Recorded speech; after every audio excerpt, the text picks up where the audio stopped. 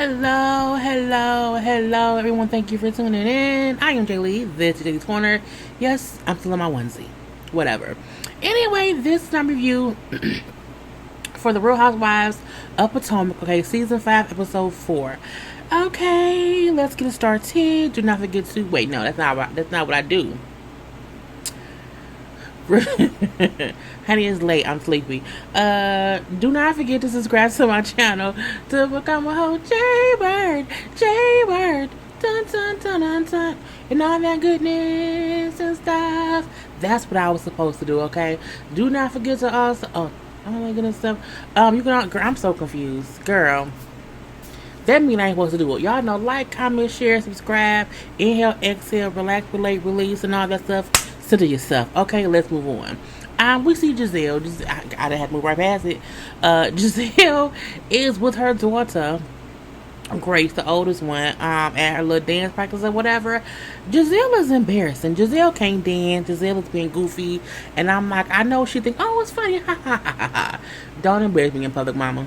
And, she's like, Mom, you can't dance and you're kind of annoying or whatever.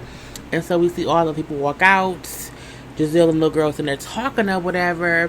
And then when everybody come walking, she's like, why do y'all come back in here? Like, what's going on? And she's like, oh, baby's coming in to stretch. I feel like Grace's point was, I don't want to sit here in front of all these people and have a conversation. It was one thing for us to be dancing around or whatever, but I don't want to talk in front of I don't know these people.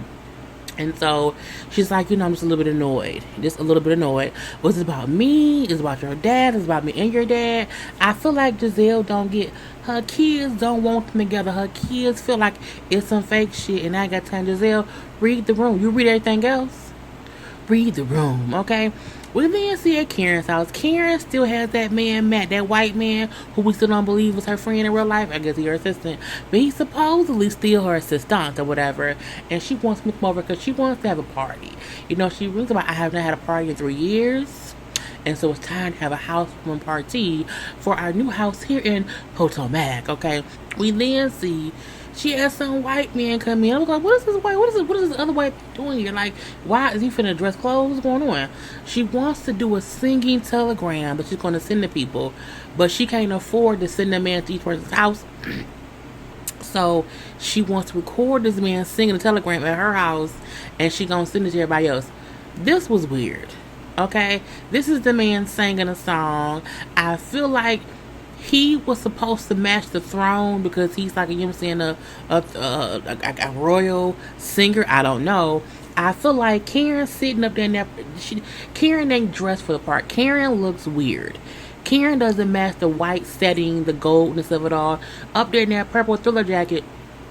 This is a badge. I think Karen should have also been all white. She should have had a crown on, and that would have been better. But I felt like this is tacky.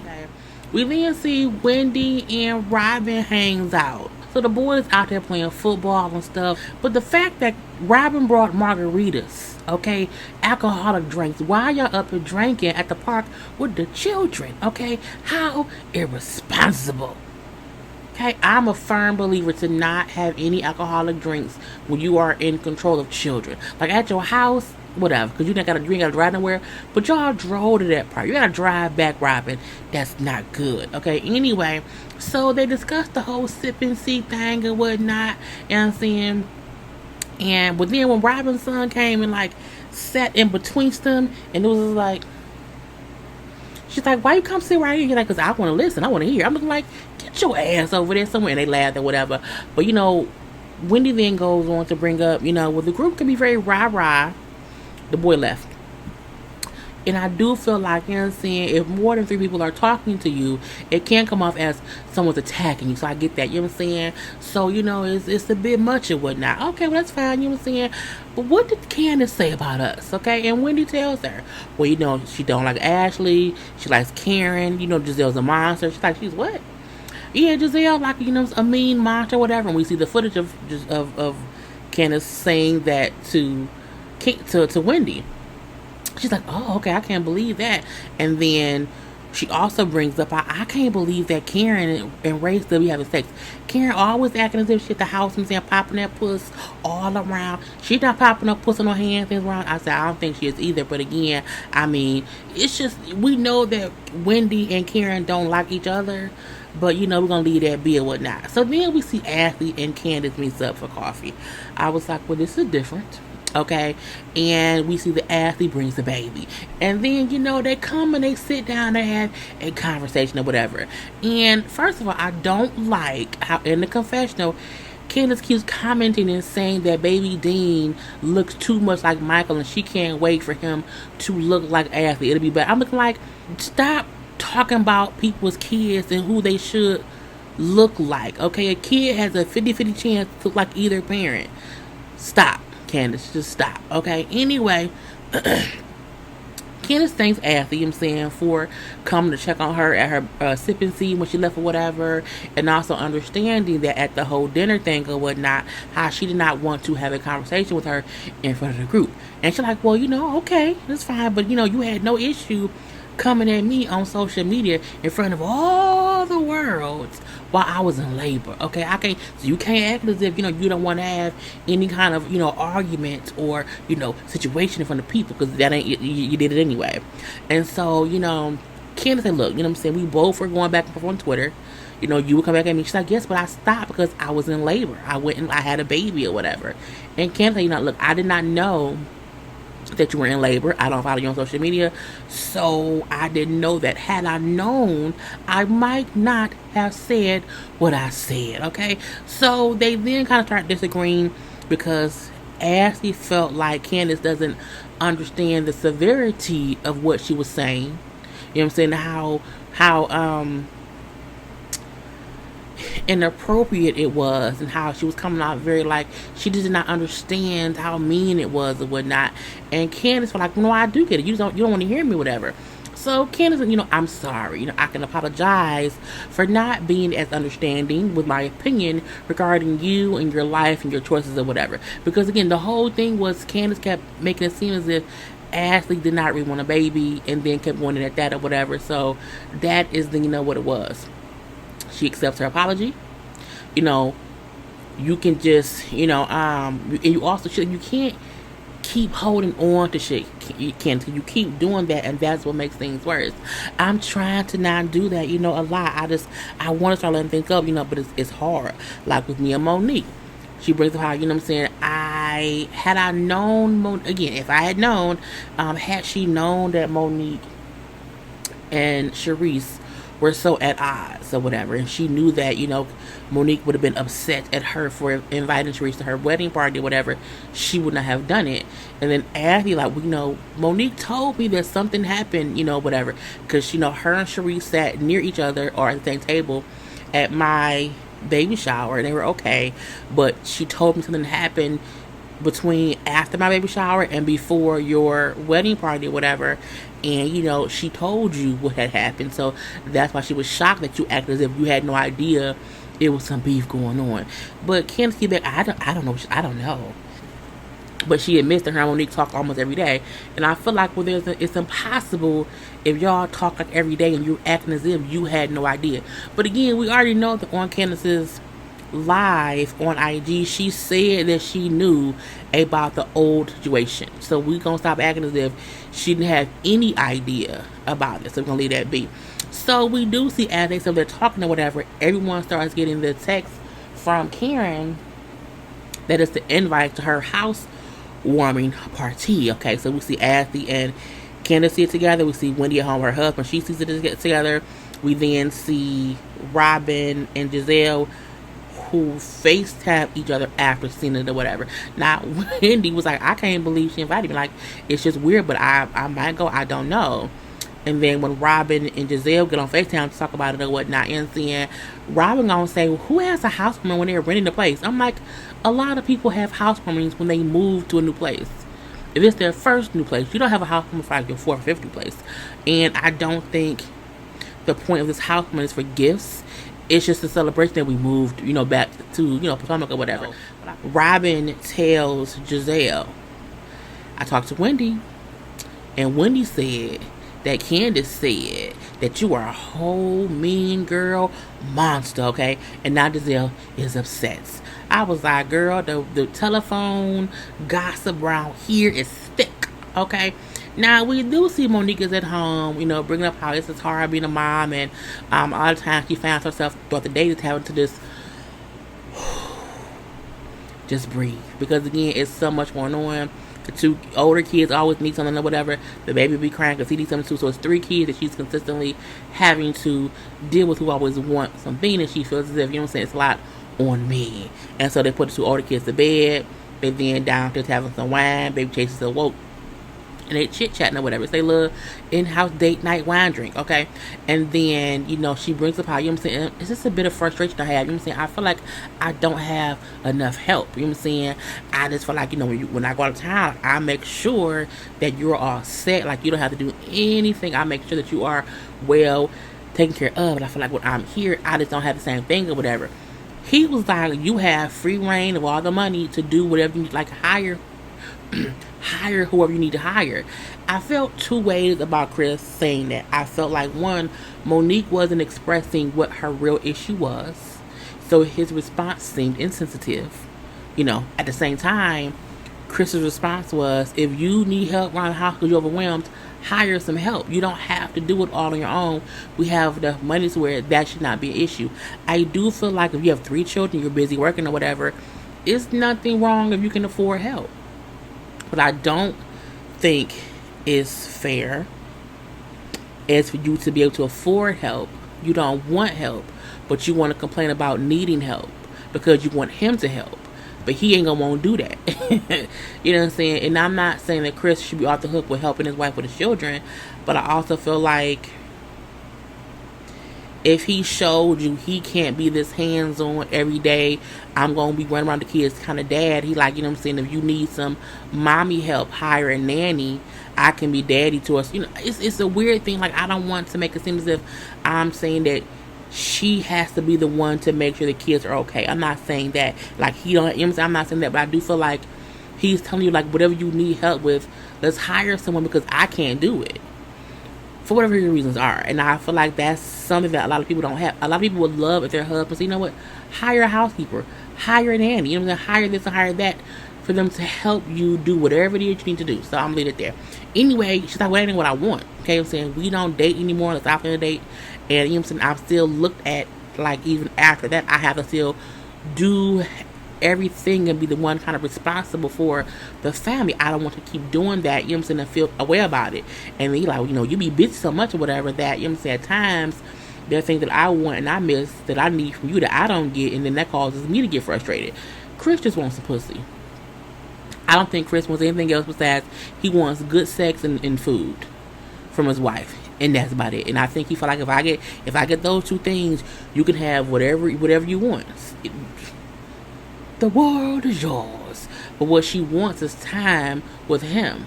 And he didn't understand that. And I want date night, Chris. That's what I want. He said, okay, fine. I can do that. And so she said, I don't want to feel like I'm a booty call. Like, I want to be pursued. I want to feel like someone is in pursuit of me. You don't date me anymore. He said, oh, okay, fine. I can do that. But don't complain that you're too tired when I try to do this or that or whatever. I feel like wanting her to feel special and wanted and pursued is different than I want sex from you. And I think that's where their communication needs to kind of get a little bit better or whatever. So Chris and Candace are at a picnic talking. Y'all know I don't like Candace. So sometimes I look like I don't want to talk about her. But it was a good conversation between her and Chris where, they're talking about children, and having kids or whatever. And she admits that, it's easier for me to be a stepmom to your children who we've never seen. Okay, never seen them. Than it would be for her if she had her own kids. And he's like, why? Because you can get my kids back. And she's like, well, kind of, sort of, yeah. You know what I'm saying?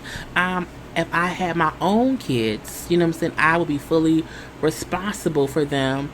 And that's scary for me. And I think that is a real thing for people to know that you are responsible for the life of someone. And you are the sole responsible person to be sure that they are okay. And I think Candace admitting that is the first step of Candace growing up. You know what I'm saying? And, she brings up how, it took my whole life for me to even get to this point of a healthy place with my mom. Is it healthy though? We don't know. And she's like, I don't want that to happen with me, with my own kid. Like, I don't want it to be that.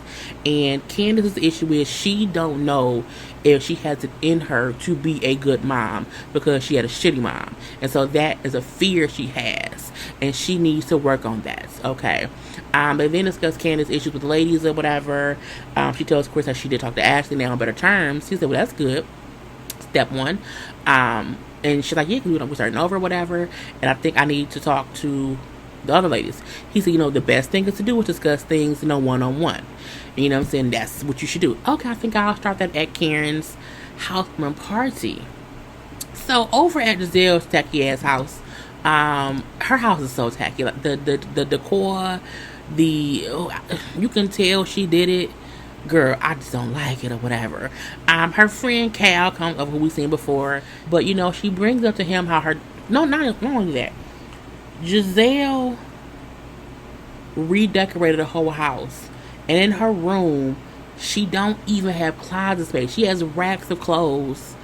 I'm like, how did you redesign and gut that house and did not make yourself a good enough closet space? That's the first thing women do when they are decorating and building a damn house. Make sure they have what? Closet space. But I digress. Anyway, she brings up to Cal how her daughters are very protective of her, and because of that, they don't want her to date their dad or whatever. And she's saying how I just don't get that, you know what I'm saying, what he did to me 12 years ago or whatever, I'm saying, and I've moved on, so I don't know why they're not on board. And I love that Kyle explained to her, like he said they have been conditioned to believe that he isn't trustworthy based on everything that's been in the news. And Gizelle had a hand in that because Gizelle was very vocal over him cheating on her, as if her daughters would not one day hear that. Anyway, he said you need to live your life too and lead with love, but you need to show your kids how to do that too. You know what I'm saying? It's going to take time for that to happen, but you cannot be surprised that they are cautious. They have been conditioned to believe he ain't shit. Karen has her whole housewarming party, and she wants everybody to come over and have a good time at the house and whatnot. And I feel like she looked great. Let's say that. It was very much so Karen, not Karen and Ray, because Ray don't care. Ray want to go to bed. Ray tired. Ray sleepy or whatever. And so, Gizelle gets there or whatever, and she looks great, surprisingly, okay? And where's Jamal? Oh, he's in Atlanta. He has church in the morning, so he can't be here. Karen said Gizelle ain't slick. She won't bring Jamal around because she does not want people asking questions about their relationship or his indiscretions or whatever. But she don't know we still talking about her. I said, girl, they should know. We do see Ashley gets there, and she looked great as well. And she brings up to Gizelle how her and Candace are on better terms, which make Gizelle then say, well, I heard that she said to Wendy that I'm saying I ain't shit, I'm a whole mean monster, so I don't like that. I say, well, I mean, but it's true. Honey, we then see Robyn ass show up late. Robyn came in with a box. Robyn came with boxes of pizza. Bitch, when I say I cackle, first of all, Robyn looked great. Okay? She looked fantastic. But to come in eating pizza, a whole ode to the thing of dropping her pizza off at the old house that Karen never got. But it was funny. And when she walks in, they're like, girl, I got pizza for everybody. I want some pizza right now. But it's too late because it's 1:30 in the morning. Anyway, Karen laughed and said, what's not funny before, but it's funny now and it's fine. You know what I'm saying? I can eat the pizza and whatnot. So we then see Gizelle and Candace have the conversation. You know what I'm saying? And, she's like, I did not mean to be messy, you know what I'm saying, with what I said online. So I wanted to come talk to you one-on-one and just say I apologize for what I said online. And that's about it. She was like, oh, no. You said she cannot escape by this or whatever. That's good. Okay, I accept. However, you told Wendy I was a whole mean ass monster. That was wrong. It was mean and immature. Okay, I cannot believe you say that. And for she's like, oh, well, Oh, so you didn't say that? Well, I mean, I probably did say it, but you have to know, I was not trying to be malicious. That's not what I was doing. Look, you were trying to be mean and messy, whatever, and it was nasty and it was not funny. So it's some bullshit. It's some bullshit. It's some bullshit. And they fussing a little bit or whatever. To Gizelle say, look, you know what I'm saying? Moving forward, I don't want to do anything deep with you. Okay, done. And I'm looking like, I mean, what just happened? I don't like Candace. I don't. But I do think that conversation went left pretty quickly, and Candace was not ready for it, and so she was kind of shocked that it happened. But I mean, watch what you say, okay? We then see all the ladies chatting, chit chat, and Ashley brings up how they let a younger neighbor, female neighbor, watch Dean when they're both out or whatever, and then when we can't have, I don't want anybody young in my house with my kids or my husband. No, can't have that because things can have fun. And Monique say, I don't care, like, I look like this, okay? And if something happens in my house, then that lets me know something about my marriage that I need to know. And I like what Monique's point was. Not having temptation around your husband does not mean he isn't tempted. And if you bring someone around and he does something, that's something that you need to know about your husband. I mean, it just is. I also don't think you should be out here just flaunting women at your husband either. But I mean, don't prevent someone who you consider young and pretty, whatever, around because you think something may happen. It can happen regardless, okay? Anyway, Karen brings up how because her and Ray are empty nesters or whatever, they don't have that issue. But she also brings up how, because Ray is not older, he wants to retire, and she's like in her second phase of life, it's hard for them because, again, he wants one thing, she wants something else, but he's kind of going with her and not forcing her to move to Florida just yet. But we know Ray gonna retire. I don't think they're gonna divorce. I would say they may live separately, and Ray will be, retired in Florida, and, Karen will be still in Potomac with a boyfriend. Leave that be. We then see some guy come up. Okay, can everybody come to the front? So this is the housewarming, yay. And then I introduced, and we then see Karen came out. I was like, is she trying to be Beyonce? I assume she did Formation, based on the hats and the little moving whatever. We know they can't play the song on the TV, whatever. And I'm like, girl, it didn't look silly. It may have been better. We could have heard the music. It seemed a bit silly because, again, it's like, why all of this? Because you moved back to Potomac. It's kind of like, what's going on here? Okay? And I'm like, what? I just don't get it. And then when I think they're like, where's Ray? Like, why is all this stuff about Karen? Like, it was Karen's invitation. Around the whole house, they don't have ages for Hugo. They have cakes for Karen. Like, it's Karen. Like, where's Ray? Why ain't Ray dancing? Because Ray's 100. He don't want to dance. He wants to go to bed. So it was a bit awkward, but we all see a good time. We say about all, and then we see Ray went to bed. And I'm like, okay, I'm waiting for this season to get a little bit spicy, which we see may happen next week. So we'll wait for that. Anyway, that was the whole episode. I'm done. Peace.